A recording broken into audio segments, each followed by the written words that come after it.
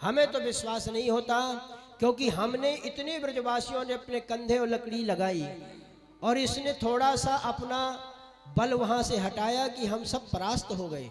और ये 7 दिन तक पूरा गिरिराज का बल बाएं हाथ में लेकर के खड़ा रहा। ये कोई साधारण मानव नहीं लगता है। नंद बाबा ने कहा, ब्रजवासियों बात ये नहीं है, मैं इतनो भजन करूं, वह भजन के प्रताप से, नारायण की कृपा से मेरे बालक में शक्ति आएगी। और एक राज की बात बताऊं तो मैं, एक बार मेरे घर में गर्गाचार्य जी महाराज आए और मैंने अपने लाला के ग्रह नक्षत्र बारे में पूछी कि महाराज मेरे लाला पे बड़ी बड़ी विपत्तियां आवे, तो तुम बताओ या कि कहाँ राशि चल रही है। तो गर्गाचार्य जी ने नाम पूछा, क्या नाम है? तो नामकरण तो हुआ नहीं था संस्कार। तो मैंने गर्गाचार्य जी से कही कि आप ही आपको नामकरण संस्कार कर दो। जा दिन उनने नाम संस्कार किया, वही दिन उनने कही कि ये तो नारायण के समान गुण वाला होगा, नारायण समहि गुणे, नारायण के समान इसमें गुण होंगे और ये साक्षात नारायण की शक्ति से संपन्न रहेगा। सो ये नारायण तो नहीं है, पर नारायण के गुण और नारायण की शक्ति या में है। ब्रजवासी बोले, बाबा तू कितना भी झूठ बोल, हम ना मानेंगे, ये तो साक्षात भगवान ही है। और सबरे ग्वाल बाल भगवान की परिक्रमा लगावे लग गए। ठाकुर जी बोले, अरे भैया ब्रजवासियों कहा कर रहे हो? बोले नहीं नहीं, तू तो कन्हैया भगवान ही है। भगवान बोले, तुम कैसे कह रहे हो कि मैं भगवान हूं? बोले, ये काम तो भगवान ही कर सके। भगवान समझ गए कि इनको मेरे ऐश्वर्य का ज्ञान हो गया, और अगर मेरी यह लीला इनको समझ में आ गई तो फिर ये भगवान ही बना देंगे, और हम भगवान बन जाएंगे तो हमारे काम नहीं पूरे होंगे। इसलिए ठाकुर जी ने कहा, देखो जी, जब तुम सब गिरिराज जी की प्रार्थना कर रहे हैं, वही समय गिरिराज बाबा ने मोते कही कि तू मोकू या में उठा ले अपने हाथ में और एक मंत्र दियो। बोले, कौन सा मंत्र? बोले, वह मंत्र को प्रताप है कि जो वा को जप करेगो, वह मंत्र के प्रताप से सबन की शक्ति वाई में आ जाएगी। सो मैं वह मंत्र को जप करूं और तुमने मोकू देखे और मैंने तुम्हें देखे, सो या वजह से तुम सबन की शक्ति मेरे अंदर आ गई, मैंने तुम्हारी शक्ति चुरा ली। ग्वाल वालों की बुद्धि बदल गई। बोले, वाह यही बात है, तभी तो हम कहें कि अब हम आजकल बलहीन कैसे होते जा रहे हैं। अरे कन्हैया, अब तक तुम माखन मिश्री की चोरी करते, अब दूसरे के बल की शक्ति की चोरी करने लग गए। और भगवान ने इस तरह से ग्वाल वालों को बहका दिया। ठाकुर जी कहते हैं, ये तो सब लाडली जी की कृपा है।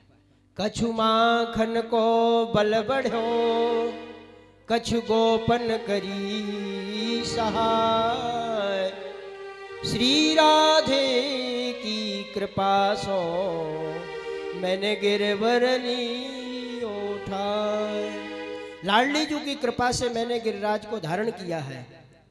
इस तरह से ब्रजवासी और भगवान सब गोकुल को चले गए। इधर इंद्र ने अपने गणों को भेजा कि देखो भाई क्या हश्र हुआ उस ब्रज का। तो जब गण आए तो उन्होंने कहा, महाराज ब्रज में तो धूल उड़ रही है, वहां तो बूंद भी पानी की नहीं है। मेघों को बुलाया, क्यों भाई कहाँ बारिश की? बोले, महाराज ब्रजमंडल में। तो बोले, पानी कहाँ गया? बोले, हमें नहीं पता। आश्चर्य हुआ इंद्र को बहुत, इतना जल, जो प्रलयंकारी मेघ थे उनके द्वारा बरसाया हुआ जल भी पता नहीं कहाँ गया। अब इंद्र समझ गया कि ये कोई साधारण बालक नहीं, साक्षात ब्रह्म है। सो इंद्र भगवान की स्तुति करने आया गज में बैठ करके, और इंद्र ने एकांत पा करके भगवान की 10 श्लोकों से स्तुति की। क्योंकि तृतीया, चतुर्थी, पंचमी, षष्ठी, सप्तमी, अष्टमी, नवमी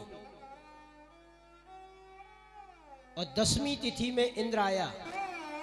तो 10वीं तिथि को 10 श्लोकों से स्तुति की भगवान की। विशुद्ध सत्वम तव धाम शांतम, तपोमयम ध्वस्त रजस्तमस्तकम, यन्मायन्योयम गुणसम प्रचाक्षो, न विद्यते ये हरणानुबंधः। हे भगवान, हम सब आपकी माया से बंधे हुए हैं, आप तो मुक्त हैं, विशुद्ध तत्व हैं। आप ही जगत के माता पिता हैं, आप ही सबके गुरु हैं। हम जैसे अपने आप को मालिक समझ बैठते हैं अज्ञानी लोग, इसलिए आप हमसे अगर क्रोध करेंगे तो यह आपकी कृपा है। क्योंकि भगवान कहते हैं कि जिसको जिस चीज का अभिमान होता है, जिस पे मैं कृपा करता हूं, उसका वह अभिमान तोड़ देता हूं। इंद्र कहता है महाराज आप यहां जन्म भी लेते हैं तो स्वेच्छा से, और वो भी जन्म लेते हैं संतों की ऊपर कृपा करने के लिए, अपने भक्तों को दुलार करने के लिए। जीव वह है जो बंध के आता है और ब्रह्म अपनी स्वेच्छा से आता है। भगवान का अवतार होता है। अवतार का मतलब है अवतरण, और अवतरणिका की कृपा से अवतरण होता है। अवतरणिका कहते हैं नसैनी को। नसैनी दोनों काम करती है, चढ़ाने का भी काम करती है, उतारने का भी काम करती है। भगवान ने भक्तों से कहा कि सुनो भक्तों, मैंने भजन की नसैनी तुम्हें दे दी, तुम चाहो तो इस भजन के बल से इस नसैनी में अपने आप को रख करके और मेरे पास आ सकते हो। लेकिन भक्तों ने कहा महाराज आपके पास आना तो बहुत बड़ा दुर्लभ कार्य है, इसलिए जिस नसैनी को आपने हमें दी है उसी नसैनी का उपयोग करके आप ही हम पे कृपा करने आ जाओ। तो भगवान अपने आप स्वेच्छा से भक्तों को आनंद देने के लिए अवतार लेते हैं। भगवान को कई लोग कहते हैं जैसे भगवान वैसे ही हम। कृष्ण लीला को समझना बड़ा अटपटा है, लेकिन भगवान स्वेच्छा से आते हैं और हम बंधे हुए आते हैं कर्मों के अनुसार। भव सागर, भवकूप है ये, भवकूप। ब्रह्मा जी, भवकूप का मतलब भाव, भाव का मतलब होता है होना। भू धातु याम से भव बनता है, भवति भवतः भवंती। भू धातु का मतलब होता है होना, तो ये भवकूप है। तो जिसको ब्रह्मा जी कह देते हैं तुम शुक्रो भव, तुम जाके कुत्ता बन जाओ, तुम श्वान बन जाओ या तुम शूकर बन जाओ, तुम मनुष्यो भव, तुम्हारी यह गति इसलिए तुम जाके मनुष्य बन जाओ, इसलिए इसका नाम पड़ा भवकूप। जैसे कोई कुएं में गिर गया और लोगों ने आवाज लगाई भैया कुएं में गिर गया, तो इतने में ही कोई दूसरा आदमी आया और वो कुएं में उतर गया। तब तक और लोग आए, उन्होंने कहा भाई इसमें एक नहीं गिरा, दो गिरे हैं। तो दूसरा बोला नहीं, एक गिरा है और एक उतरा हुआ है। तो बोले गिरे हुए में उतरे हुए में क्या पता कौन गिरा है कौन उतरा है, यहाँ तो दो दिख रहे हैं। तो बोले जो गिरता है उसमें और जो उतरता है उसमें दोनों में बहुत अंतर होता है। गिरा हुआ घबराया हुआ है, डर रहा है, भयभीत है, लेकिन जो उतरा है वो उसको ढाढ़स बंधा रहा है, चिंता मत कर मैं तुझे ले जाऊंगा। भगवान यहाँ आकर के जो भी लीलाएं करते हैं वो हमें समझाने के लिए अपनी तरफ आकर्षित करते हैं। लेकिन हम जो यहाँ पर आते हैं तो कोई भयभीत ऐसा कोई नहीं है जो किसी न किसी भय से भयक्रांत ना हो, इसलिए हम गिरे हुए हैं और भगवान यहाँ आए हुए हैं, अवतार लिए हुए हैं। इस तरह से इंद्र कहता है भगवान आप तो केवल कृपा करने के लिए आते हैं, अपनी स्वेच्छा से आते हैं। एक बार अकबर ने बीरबल से पूछा कि बीरबल तुम्हारे हिंदू धर्म में भगवान कितने अवतार लिए हैं? तो बीरबल ने कहा हमारे यहाँ तो असंख्य अवतार हैं भगवान के, कई अवतार लिए हैं। तो बोले तुम्हारा भगवान तुरंत चला आता है यहाँ, क्या उसके पास कोई और सेवक नहीं है जिसको भेज करके तुम लोगों की समस्याओं का समाधान कर सके?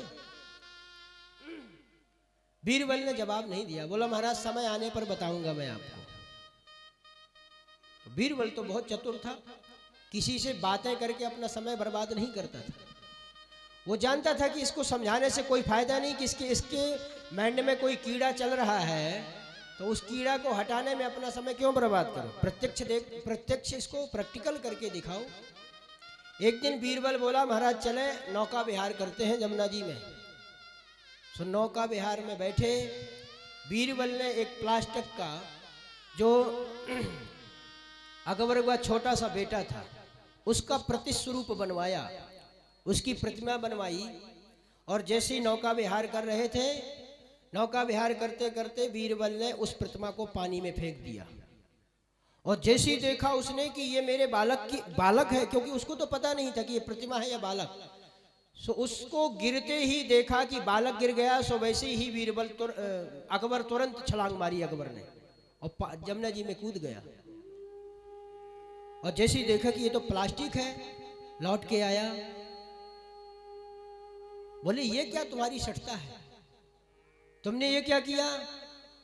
बीरबल बोला महाराज क्षमा करना, आपने मुझसे पूछा था कि तुम्हारा ब्रह्म स्वतः क्यों आ जाता है यहाँ बार बार, कोई और नहीं है क्या? तो आप बताइए कि मैंने ये जो आपके बालक की प्रतिमा फेंकी, इससे आपको लगा कि मेरा बेटा गिर गया, तो यहाँ तो आपके बहुत सारे मंत्री और सेवक खड़े थे, आपने क्यों नहीं कहा कि जाकर के उसको बचाओ? आप ही स्वतः क्यों कूद गए? क्योंकि आपको इससे बहुत प्रेम है। हमारे ब्रह्म को भी अपने भक्तों से बड़ा प्रेम है। भक्त पुकारते हैं तो भगवान अपने सेवकों से नहीं कहते, तुरंत स्वतः जाकर के उनको आनंद प्रदान करते हैं। इस तरह से इंद्र ने स्तुति की। भगवान बोले इंद्र तुम्हारा कल्याण हो, तुम जाओ, क्योंकि मैं जिस पे ज्यादा कृपा करता हूं उसके अभिमान को तोड़ देता हूं, और अभिमान रहा तो भगवान नहीं रहते, क्योंकि जब मैं था तब हरि नहीं, अब हरि है मैं ना। यह प्रेम गली अति शाकरी जामे दो न समाए। भगवान कहते हैं अभिमान होगा तो मेरी कृपा नहीं मिलेगी। और जिस किसी को भी अभिमान होता है उसका अभिमान भगवान ने तोड़ा है। अब उसको कोई भगवान की कृपा समझता है तो कोई व्यक्ति अब उसमें क्रोधित हो जाता है और भगवान से ही रिश्ता तोड़ लेता है। लेकिन हमारे जीवन में जो भी घटना घटती है उसका कुछ ना कुछ मतलब तो होता ही, और हमारे हित के लिए ही होता है, बस हमारे समझने की समझ है। एक दिन एक राजा शिकार खेलने गए, उसके साथ में मंत्री भी थे। मंत्री हमेशा राजा के साथ में शिकार खेलने जाता था।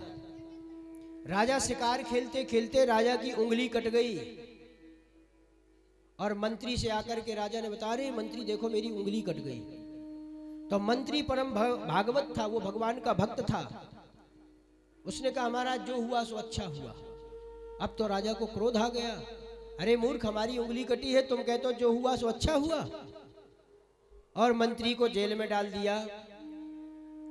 कुछ दिनों के बाद में राजा फिर शिकार खेलने गया, तो मंत्री तो जेल में पड़े थे, राजा अकेले शिकार खेलने गए, अपनी सेना के सहित गए थे, लेकिन दिग्भ्रमित हो गए, जंगल में भूल गए रास्ता, बिछुड़ गए सेना से, तो और जंगल में अंदर चले गए। उसी समय कुछ भील एक नरबली दे रहे थे भगवती को। जिसकी नरबली देनी थी वह भाग गया वहां से। उसको ढूंढते ढूंढते पकड़ ले गए राजा को। अब जैसे राजा को पकड़ के ले गए और सब तैयारी की बलि देने की, लेकिन बलि का विधान है कि कोई भी खंडित बलि नहीं लेती भगवती। तो राजा को उन्होंने चेक किया कि भाई ये बलि के लायक है कि नहीं, तो देखा तो राजा की उंगली कटी थी। तो जो बलि दे रहा था उसने कहा नहीं नहीं ये बलि ग्रहण नहीं करेगी भगवती, और राजा को वहां से भगा दिया गया। अब राजा को मंत्री की बात याद आई कि मंत्री ने उस समय कहा था महाराज जो हुआ सो अच्छा ही हुआ, अगर मेरी उंगली नहीं कटी होती है तो आज तो गर्दन कट जाती। राजा मंत्री के पास पहुंचे और मंत्री से कहा देखो भाई मेरी उंगली कटी, ये तो मेरा हित हुआ, लेकिन तुम्हारा कौन सा भगवान ने हित किया जो तुम्हें जेल में डाल दिया। मंत्री ने कहा जय हो महाराज, आपकी तो उंगली कटी थी सो आप तो खंडित थे, और आप बताइए कभी ऐसा हुआ है कि हम और आप दोनों जंगल में शिकार खेलने ना जाएं? तो अगर हम दोनों शिकार खेलने जाते तो दोनों दिग्भ्रमित हो जाते, दोनों को पकड़ ले जाते। तो आप तो खंडित थे लेकिन मैं तो पूरा पंडित था। आपकी तो उंगली कटी सो आप बच जाते, मेरी तो गर्दन ही कट जाती। इसलिए भगवान ने जो किया सो बहुत ही अच्छा किया। जीवन में हकीकत में सत्य बात है। वैसे भी हम क्रोध करें तो उसके अलावा और क्या कर सकते हैं। हमारे ऊपर जो भी हो रहा है वो देवगति का कार्य है, कुछ भी नहीं कर सकते हैं। तो जब कुछ नहीं कर सकते हैं तो भक्ति मार्ग में ही चलें, भगवान की कृपा समझें। कृपा समझेंगे तो हमारा उद्धार भी होगा, और अगर अपना अभिमान समझेंगे तो एक नया कर्म बन जाएगा जिसको फिर हमें भोगना पड़ेगा क्रोध के द्वारा। इसलिए इंद्र को कहा कि इंद्र तुम जाओ, तुम्हारा कल्याण हो, मेरे अनुशासन में रह करके राज्य करो। इधर इंद्र चले गए। अगले दिन द्वादशी एकादशी आ गई। नंद बाबा एकादशी का व्रत रहते हैं, लेकिन एकादशी का व्रत ऐसे नहीं रहते कि फलाहार की जगह फुल आहार हो जाए। रोज कम खाएंगे, एकादशी को ज्यादा कचौड़ी बेड़ई और खीर और खिचड़ी फल जाने क्या क्या ठूस ठूस के भरेंगे। ऐसी एकादशी से क्या फायदा। नंद बाबा करते हैं एकादश्याम निराहारा समभ्यर्थ जनार्दनम स्नातुम नंदस्य कालिंद्याम द्वादश्याम जलमाविशत्। एकादशी का व्रत रहते हैं, लेकिन केवल भूखे नहीं रहते कि निराहार हो गए तो केवल भूखे रह जाएं। तो क्या करते हैं, आहार तो लेते नहीं, लेकिन दिन भर समभ्यर्च जनार्दन, भगवान जनार्दन की अर्चना उपासना में लगे रहते हैं। पूरा दिन भगवान की सेवा में व्यतीत करते हैं। इस बार एकादशी का व्रत किया नंद बाबा ने। बड़ी एकादशी थी और नंद बाबा ने जलपान भी नहीं किया था। निर्जला एकादशी थी। तो जैसे ही नंद बाबा ने जलपान नहीं किया, सुबह का उनको आभास हुआ रात्रि में ही कि सुबह ब्रह्म मुहूर्त हो गया है। रात्रि के 12 बजे ही नंद बाबा उठ के चल दिए जमुना स्नान करने के लिए। कुछ ग्वाल वालों को साथ में लिया, पहुंच गए जमुना जी। जल के देवता वरुण रात्रि में स्नान करते हैं। कभी भी रात्रि के समय 11 बजे से लेकर के और रात्रि 3 बजे तक जलाशय में स्नान नहीं करना चाहिए। नंद बाबा वहां पहुंचे स्नान करने के लिए। जैसे नंद बाबा ने वस्त्र उतार करके डुबकी लगाई, सो डुबकी लगाते रह गए। ग्वाल वालों ने देखा कि नंद बाबा बड़ी लंबी डुबकी लगावे, जब से डूबे जब से उखड़े ही नहीं। बहुत देर तक प्रतीक्षा की, लेकिन नंद बाबा बाहर नहीं निकले, क्योंकि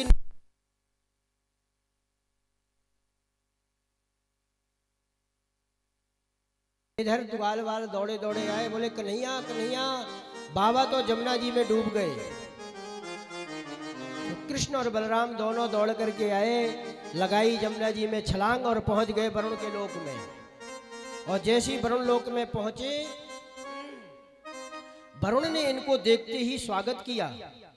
आद्य में निर्भतो देहो देवार्थोऽधिगतः प्रभो त्वत्पादा भोजो भगवान बापु परम मध्वनः। हे प्रभु, आप आने से मेरे समस्त कुल के पूर्वज तर गए।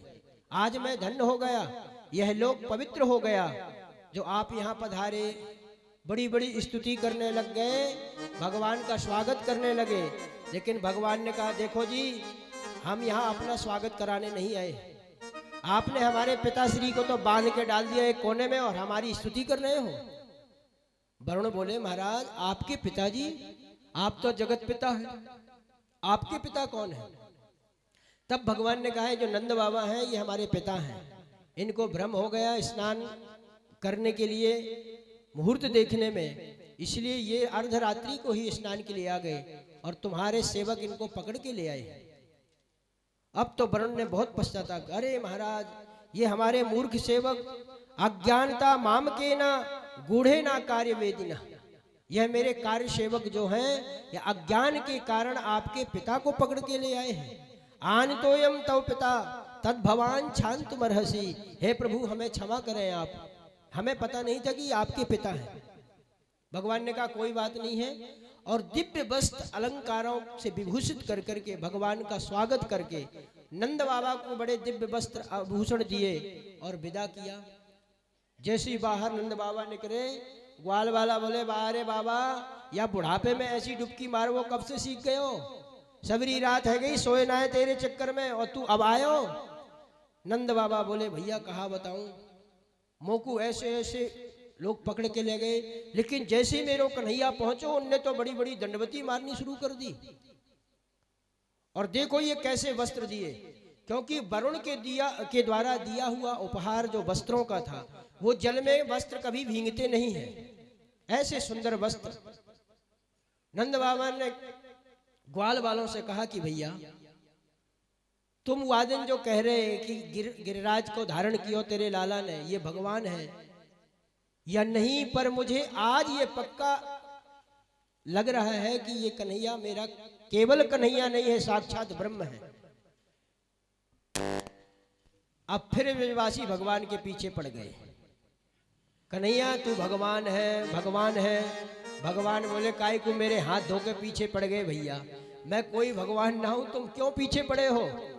ब्रजवासी बोले देख लाला, अगर तू भगवान है या नहीं है, पर अगर तू भगवान है तो हमने सुना है कि तेरा बैकुंठ बहुत दिव्य है, तो तू हमें अपने बैकुंठ के दर्शन करवाए दे। भगवान बोले मैं भगवान हूं या नहीं हूं, लेकिन मैं तुम्हें अपने बैकुंठ के दर्शन जरूर करवा दूंगा। सो भगवान ने ब्रजवासियों को लिया और पहुंच गए ब्रह्मकुंड। ब्रह्मकुंड रंग जी मंदिर के पास में है, वृंदावन में ही। और भगवान ने कहा इसमें डुबकी लगाओ और तुम्हें बैकुंठ के दर्शन है जाएंगे। सो एक एक ब्रजवासी उसमें जाकर के डूबने लग गए, और जैसे ही डूबते सो सीधे बैकुंठ में निकलते। सबरे ब्रजवासी बैकुंठ पहुंच गए। तम तू ब्रह्म हृदम नीता मग्नः कृष्णेन चोद्धृता। उसमें जैसे ही डूबे और बैकुंठ में निकल पड़े, सबरे ब्रजवासी इकट्ठे है गए, भैया ये कहाँ आ गए, ऐसो बैकुंठ है।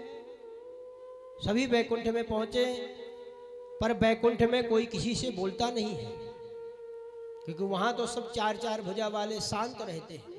शांताकारम भुजगशयनम पद्मनाभम सुरेशम। भगवान भी शांताकार में विराजते हैं। तो समस्त ब्रजवासी जैसी बैकुंठ में पहुंचे आपस में बोलने लगे, भैया कहाँ आए गए, ये कैसो बैकुंठ है, और अगर ये बैकुंठ है तो हमारा कन्हैया कहाँ है। एक दूसरे से बातें कर रहे थे। दूसरे ब्रजवासी ने कही चलो पूछे। तो वहां जो द्वारपाल आदि खड़े थे, सेवक आदि से, उनसे इन्होंने राधे राधे करी, भैया राधे राधे। सो उन्होंने उंगली रख दी मुंह में, नहीं नहीं मौन रहिएगा, यहाँ कोई वार्तालाप नहीं हो सकती है। अब तो ब्रजवासी और चकरा गए, ये कैसो बैकुंठ है, कऊ काउते बात ही ना करे। लेकिन ब्रजवासियों ने मन में विचार किया, हो सकता है बैकुंठ की कोई अलग भाषा हो, क्योंकि देश काल परिस्थिति के अनुसार अलग अलग लोगों की अलग अलग बोली होती है। बनारस में जाओगे तो हर हर महादेव, अयोध्या में जाओ तो सीताराम, और वृंदावन में जाओ तो राधे राधे, और कहीं दिल्ली बम्बई जाओ तो हाय हाय बाय बाय। तो अलग अलग सब जगह की भाषा है, जहां जैसा देश वैसी भाषा। तो ब्रजवासियों ने सोची हमें दिखे यहाँ की कोई अलग भाषा होगी, और आगे बढ़े तो देखा कि चतुरानन पंचानन भगवान शेष साई नारायण की स्तुति कर रहे हैं। ब्रजवासियों ने कहा कि अरे भैया देख, ये जो शेष के ऊपर लेटो भयो है, ये तो हमारे कन्हैया के जैसा ही है। बताओ, जो 1000 फन वाले के ऊपर शयन करे, वो 100 फन वाले कालिया नानते क्यों डर पेगो। लेकिन जैसे ही आगे बढ़े सो द्वारपालों ने रोक दिया, जो कुछ बोलना है यहीं से बोलो, भगवान के पास नहीं जा सकते, दूर दूर से ही स्तुति होती है भगवान की। अब तो ब्रजवासी घबरा गए, अरे कन्हैया हे भाई, ऐसे बैकुंठ हमें ना चाहिए जहाँ कोई कोई से बोल नहीं सकता है। और जैसे ही ब्रजवासी घबराए सो वो सीधे जहाँ कुंड में डूबे थे उसी कुंड से निकल के बाहर आ गए और वृंदावन में पहुंच गए। भगवान बाहर खड़े खड़े मुस्कुरा रहे हैं। ऐसा श्रीधाम वृंदावन है। वृंदावन तो बैकुंठ से भी दिव्य है, और जिसने वृंदावन की महिमा को जान लिया, या वृंदावन में जो रच पच गया है, उसको दुनिया में कहीं अच्छा लग ही नहीं सकता है, क्योंकि वृंदावन धाम तो अपार धाम है। हरि वृंदावन धाम अपार, रटे जा राधे राधे। श्री वृंदावन धाम अपार, रटे जा राधे राधे। श्री वृंदावन धाम अपार, जपे जा राधे राधे। ओ श्री वृंदावन धाम अपार, भजे जा राधे राधे। भजे जा राधे राधे, उरटे जा राधे राधे। भजे जा राधे राधे, रटे जा राधे राधे। ओ राधे अलबेली सरकार, जपे जा राधे राधे। ओ राधे अलबेली सरकार, भजे जा राधे राधे।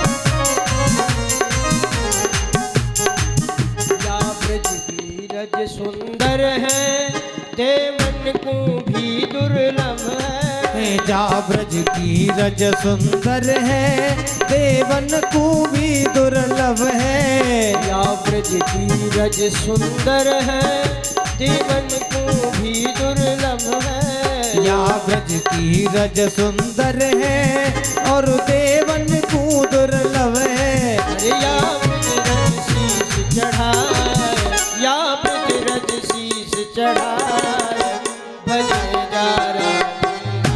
ओ राधे अलबेली सरकार, भजे जा राधे राधे। हरि वृंदावन धाम अपार, जपे जा राधे राधे। रटे जा राधे राधे, भजे जा राधे राधे। रटे जा राधे राधे, भजे जा राधे राधे। ओ राधे सब वेदन को सार, भजे जा राधे राधे।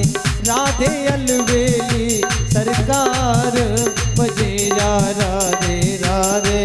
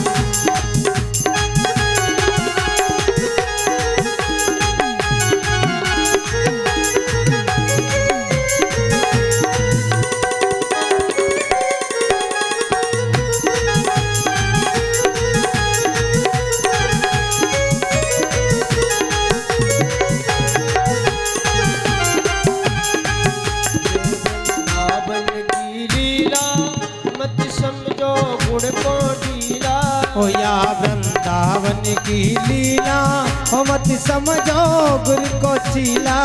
या वृंदावन की लीला, मत समझो गुण को चीला। हो या वृंदावन की लीला, हो मत समझो गुरु को चीला। हो यहाँ ऋषि मुनि के हार, भजे जा राधे राधे। हो राधे सब वेदन को सार, भजे जा राधे राधे।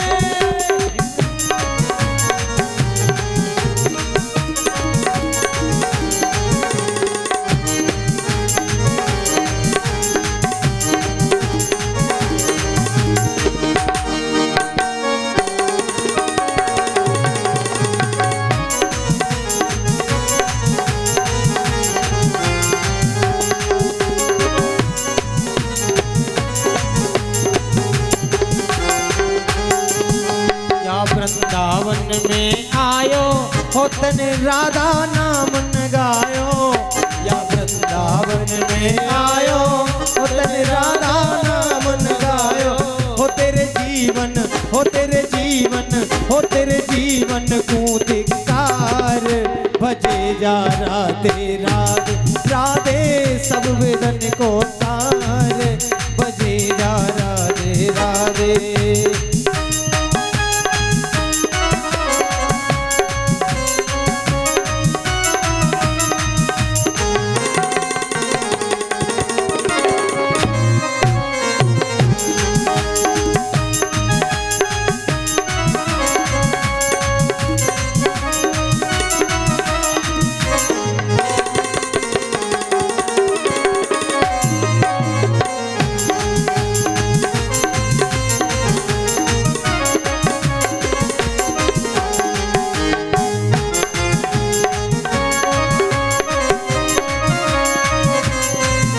या वृंदावन की लीला मत समझो गुर को चीला या वृंदावन की लीला हो मत समझो गुर को चीला हो या में ऋषि हो या में ऋषि हो या में ऋषि मुनि गए हार जपे जा राधे राधे राधे सब वेदन को सार बजे जा राधे जय राधे राधे राधे राधे राधे राधे राधे राधे राधे राधे राधे राधे राधे राधे राधे राधे राधे राधे अलवेली सरकार बजे जा राधे राधे हो वृंदावन धाम अपार रटे जा राधे राधे बजे जा राधे राधे रटे जा राधे राधे हो बजे जा राधे राधे रटे जा राधे राधे बजे जा राधे राधे। बोलो वृंदावन। ऐसे बैकुंठ की जरूरत हमें नहीं है जहाँ कन्हैया हमसे बोल नहीं सके, बतरा नहीं सके, हम कन्हैया के पास भी नहीं बैठ सके। बैकुंठ में और वृंदावन में बहुत फर्क है।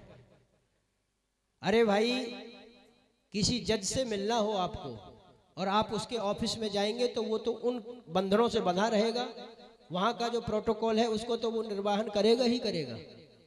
इसलिए आपको बैकुंठ अधिपति के दर्शन करने हैं तो वो तो अपने ऑफिस में है भगवान, लेकिन वही भगवान जब वृंदावन अपने घर में रहते हैं तो भगवान बहुत सुलभ हो जाते हैं।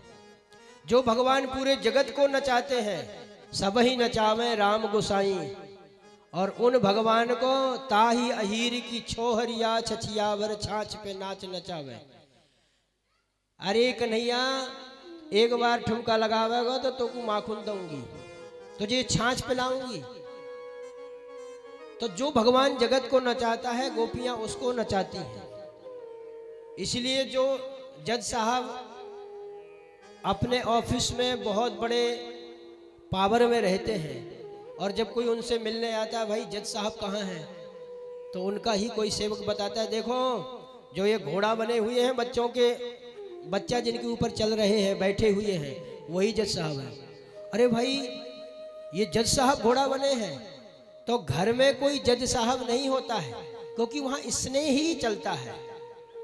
उसी तरह से भगवान कभी ग्वाल वालों के घोड़ा बन जाए और कभी सेवक बन जाए। भगवान अपने घर में तो कोई भी लीला कर सकते हैं। इसलिए जो वृंदावन बिहारी जितने सुलभ हैं, उतना कहीं ठाकुर को पाना सुलभता में नहीं है जितना वृंदावन में है। इस तरह से भगवान ने बैकुंठ के दर्शन कराए। अब इधर सुखदेव जी महाराज महारास में प्रवेश करते हैं। श्रीमद् भागवत महापुराण में जो 5 अध्याय रास के हैं वो पंच प्राण हैं। पूरी भागवत जी का पंच प्राण है, प्राण, अपान, समान, उदान और व्यान। हमारे शरीर में भी 5 प्राण होते हैं, और जब ये 5 प्राण निकस जाते हैं शरीर से, तभी शरीर पूर्णतया मृत प्राय होता है।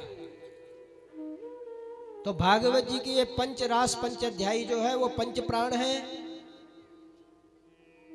और गोपी गीत भागवत जी का हृदय है।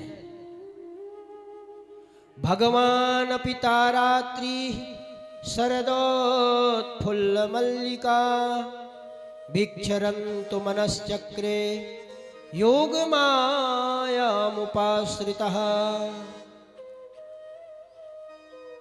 रस और रास दो चीजें हैं।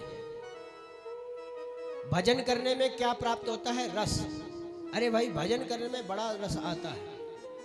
तो जब भगवान को भक्त याद करता है तो उसको कहते हैं रस, क्योंकि भजन में भक्त भगवान को ही याद करता है। और जब भगवान भक्त को याद करे उसी क्रिया को कहते हैं रास। आज भगवान अपने भक्तों को, गोपियों को याद कर रहे हैं, तो भक्ति की पराकाष्ठा है रास।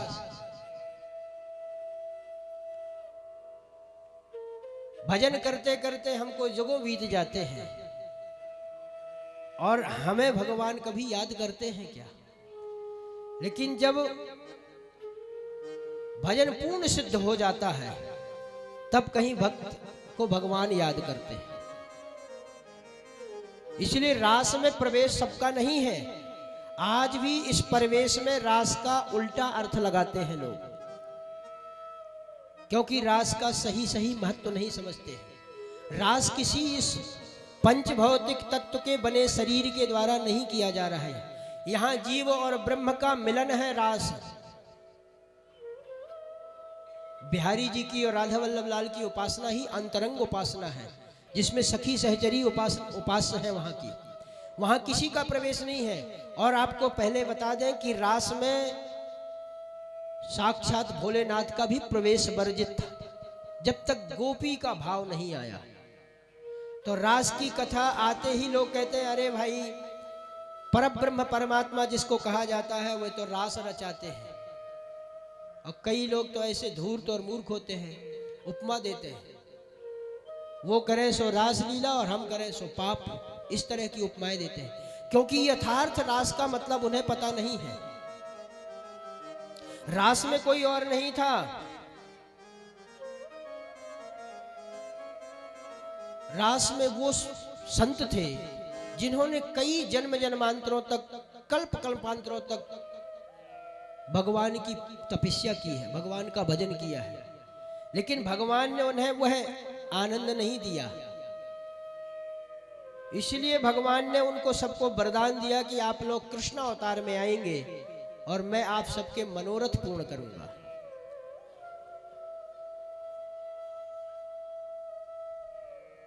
भगवान बांसुरी दो बार बजाते हैं। एक बार तो ऐसी बांसुरी बजाई जिससे पूरा जगत मोहित हो गया, लेकिन इस बार जो भगवान ने बांसुरी बजाई वो ऐसी बांसुरी नहीं है। वो बांसुरी उन्हीं गोपियों का नाम लेकर के पुकारती है जिन्हें रास में प्रवेश करना है।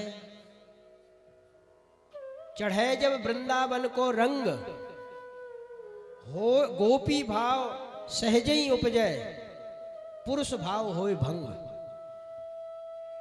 अगर वृंदावन में रहने वाला और गोपी भाव से रगा जगा नहीं तो वो वृंदावन में नहीं रह रहा है।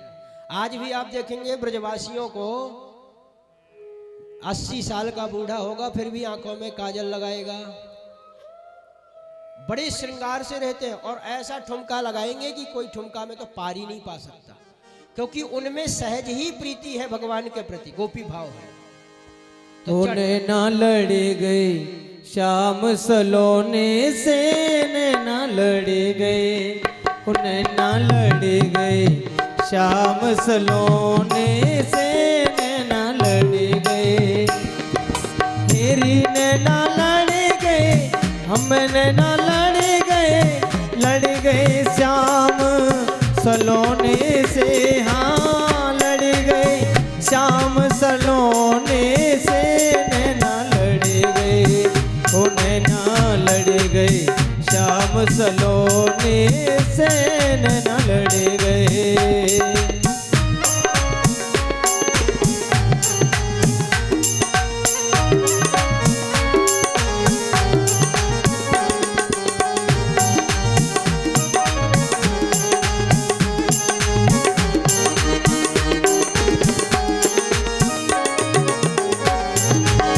दिन नहीं चैन रात नहीं निंदिया, दिन नहीं चैन रात नहीं निंदिया, रात नहीं निंदिया, रात नहीं निंदिया, दिन नहीं चैन रात नहीं निंदिया, नई प्रीत के होने से लाला, नई प्रीत के होने से नैना लड़ गए, ओ नैना लड़ गए, श्याम सलोने से नैना लड़ गए।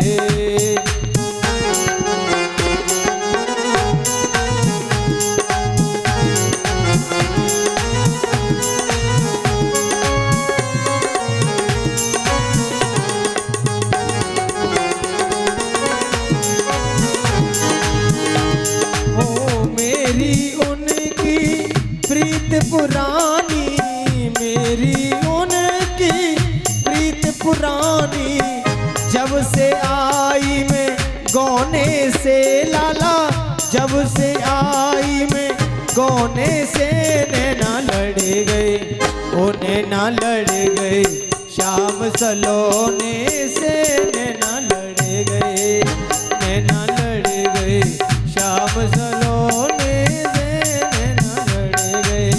एरी सखी जाप तन मन बारू, एरी सखी जाप तन मन बारू, यानंद बाबा के छोने पे, यानंद बाबा के छोने से नैना लड़ गए, ओ नैना लड़ गए, श्याम सलोने से नैना लड़ गए, ओ नैना लड़ गए, श्याम सलोने से नैना लड़ गए।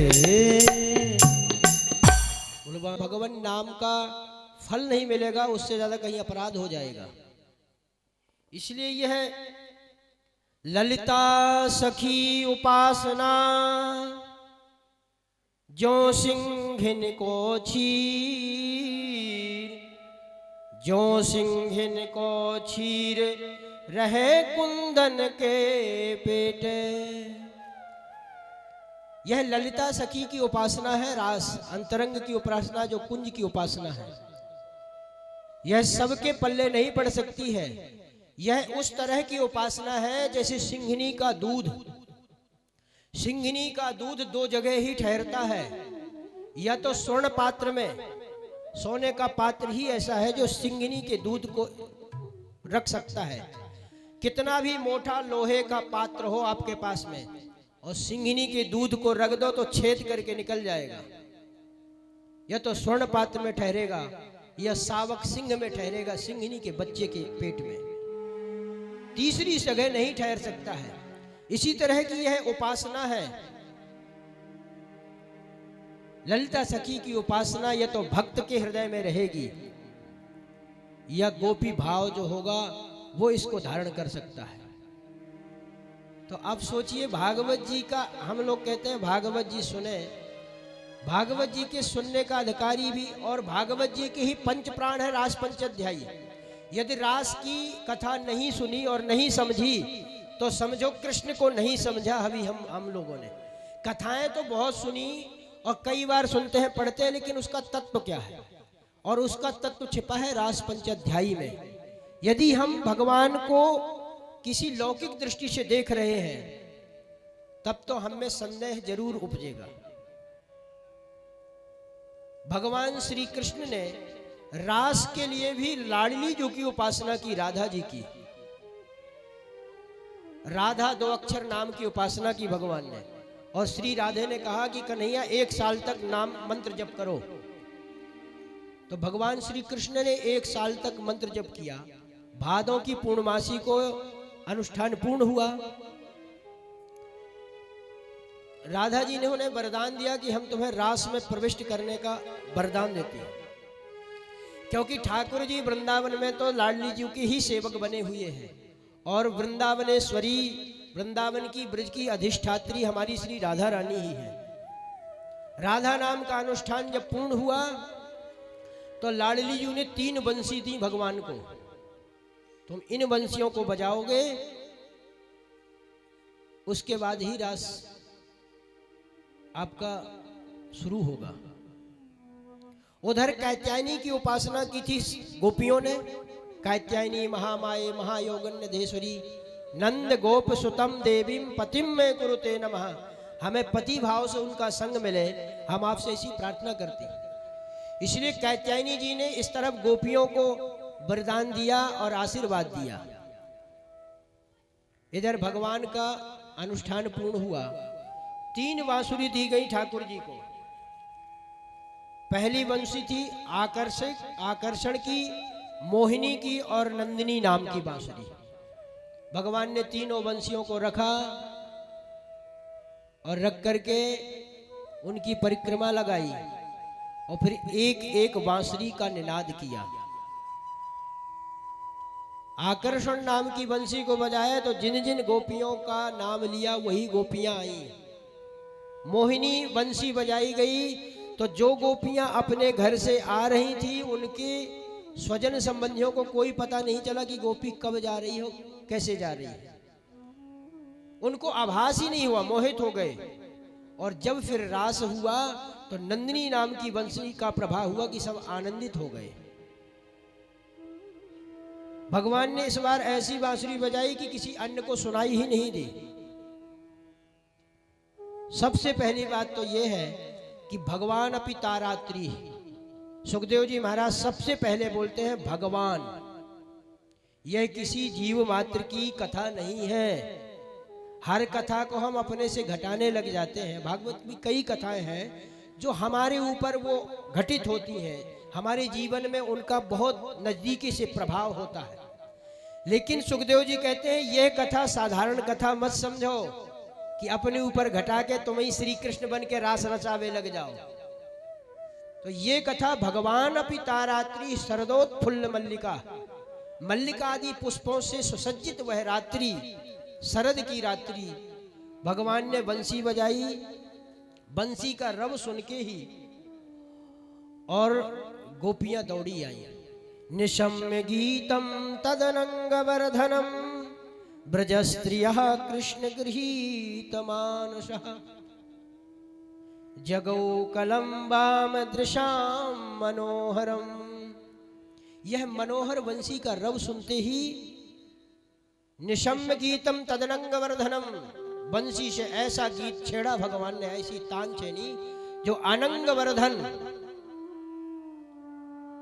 भगवान से मिलन की उस कामना को वृद्धि देने वाला था। गोपियां रह नहीं पाई। कुछ लोगों को बुलाया जाता, अरे भाई इधर आओ, कहता 2 मिनट रुको मैं ऐसा करके आता हूं। लेकिन भगवान की बंसी का रव ऐसा है तदनंग वर्धनम, उस कामना को वृद्धि देने वाला। और जब पूर्ण वृद्धि हो तो हम सब छोड़ के चल देते हैं। गोपियों की भी यही दशा हुई। और गोपियां कोई साधारण नहीं है, गोपियां साक्षात संत महात्मा है। इस दिन की प्रतीक्षा में थे वो। सब गोपियां कुछ ना कुछ कार्य कर रही थी और अपने अपने उन कार्यों को छोड़ करके दुहंत्यो भी यहु कश्चित दोहम हित्वा समुत्सुका। कोई गोपी दोहन कर रही है गाय का, वहीं दोहनी पटकी और सीधे दौड़ी गई जंगल के लिए जहां भगवान उसको बुला रहे थे। कोई अपने बच्चे को पयः पान करा रही है, बच्चे को जमीन में लिटा दिया और दौड़ गई भगवान की तरफ। कोई अपना श्रृंगार कर रही है तो नाक की बारी और कान में पहन गई और कान का झुमका नाक में लटका लिया। उड़ते वस्त्राभूषणों को धारण करके चली। कोई तो अपने ससुर को ब्यारू दे रही है, रात्रि का भोजन। तो जो भोजन ससुर को देना था सो बछड़े को रख गई और बछड़े का भूसा ससुर के सामने रख के चली गई।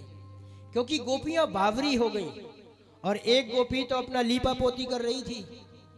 लीपा पोती का मतलब रात्रि में कोई लीपा पोती नहीं करता, अपने स्वरूप का डेंटिंग पेंटिंग क्रीम लगाते हैं ऐसे ऐसे रख के। सो उसने आधी क्रीम तो सही करी और आधी क्रीम लगा के दौड़ी चली गई। इस हालत में गोपियां जब भगवान के पास पहुंची इतने में ही सुखदेव जी महाराज से परीक्षित जी ने प्रश्न किया, महाराज जिस भगवान को धर्म की स्थापना के लिए यहाँ आगमन बता रहे हैं संत जन, आप बता रहे हैं, वह भगवान यह क्या कर्म कर रहा है? परिस्त्रियों के साथ में रास रचाएंगे, ये कैसे भगवान हो सकते हैं? सुखदेव जी महाराज ने कहा, राजन ये कोई स्त्रियां नहीं है। भगवान ने जितने अवतार लिए, सब अवतारों में भगवान से सबने प्रीति की, लेकिन भगवान किसी न किसी बंधन में बंधे थे। इनमें से इससे क्यों सिद्ध होता है? क्योंकि एक गोपी जैसे घर के बाहर निकली कि उसके परिजनों ने उसको एक कमरे में बंद कर दिया और उस गोपी को बड़ा विरह हुआ। तो जब ज्यादा कष्ट आए तो पाप का नाश होता है, और जब ज्यादा खुशी हो तो पुण्यों का नाश होता है, ये याद रखें। और हमारे जीवन में जब कष्ट आते हैं तो हम व्यथित हो जाते हैं, अरे हमने कौन सा ऐसा कृत्य कर दिया। अरे उस समय सोचना चाहिए कि भगवत कृपा से कोई ना कोई पाप नष्ट हो रहा है। इस गोपी को विरह का यह जो कष्ट हुआ, इससे गोपी के समस्त पाप के बंधन नष्ट हो गए। और इतने में जब इसने भगवान का ध्यान किया तो इसको आनंद हुआ, सुख मिला। तो इधर पुण्य के बंधन सब नष्ट हो गए, और जब पाप पुण्य दोनों नष्ट हो गए तो दिव्य रूप धर करके और अपने मन को ही रूप बना करके और भगवान श्री कृष्ण के पास सबसे पहले पहुंच गई। सुखदेव जी कहते हैं, राजन ये कोई साधारण गोपियां नहीं है, केवल स्त्री मात्र नहीं है, ये तो सब ऋषि मुनि हैं। कुछ गोपियां तो श्रुति रूपा है, वेद के मंत्र हैं जो गोपी के रूप में आए। कुछ ऋषि हैं जो गोपी के रूप में आए। कुछ साधन सिद्धि है, कुछ नित्य सिद्धि है, कुछ गोलोक वासिनी सखियां हैं, कुछ दंडकारण्य के ऋषि मुनि हैं, और कुछ मिथिला की रानियां सखियां हैं जिन्होंने भगवान को देखा तो बड़ी विभोर हो गई। तो उनकी इच्छा पूर्ति के लिए भगवान ने कहा, अगले अवतार में मैं तुम्हें सबको सुख दूंगा।